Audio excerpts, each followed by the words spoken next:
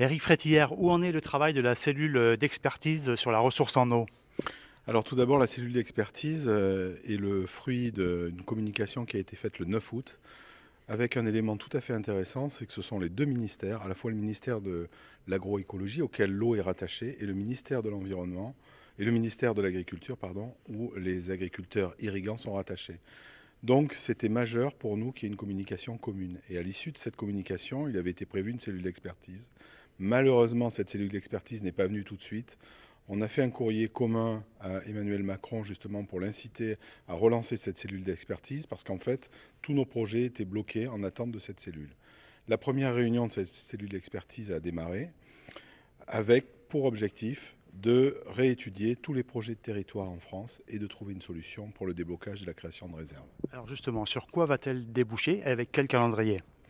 Alors, première réunion qui s'est faite il y a maintenant 3 semaines. Il y a une deuxième réunion dans la fin du mois de décembre et des visites qui vont se faire dans le courant de la première partie du premier trimestre 2018 avec l'objectif principal est de réétudier les projets de territoire, notamment 3 projets de territoire qui sont représentatifs et significatifs en France, un dans le Rhône-Alpes, un en Adour-Garonne, un en Poitou-Charentes, avec pour objectif de voir les éléments bloquants et ce qui ne permet pas aujourd'hui de créer de la réserve d'eau.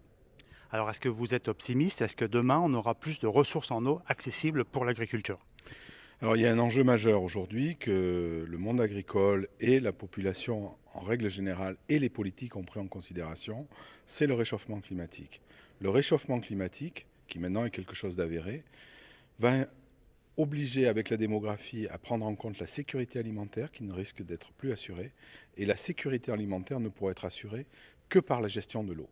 Et en France notamment, où on a la chance d'avoir de l'abondance en eau, nous allons avoir la possibilité de gérer cette eau et donc de créer des réserves, tout simplement de retenir l'eau à un moment où elle est en excès pour s'en servir, à une période où on en a besoin, où il n'y en a pas pendant l'été, pendant les 2 mois d'été de sécheresse. Alors vous nous parlez des enjeux, vous nous parlez de stockage, mais il y a encore des capacités de stockage en France de l'eau. Il y a beaucoup de retenues déjà. Oui, alors je vais vous donner juste un petit calcul très simple qui a été fait au niveau européen par Arvalis. La France, au niveau de l'abondance en eau, c'est-à-dire l'eau que l'on peut exploiter, elle se trouve deuxième, derrière la Norvège. La première, c'est la Norvège, la deuxième, c'est la France, la troisième, c'est la Suède.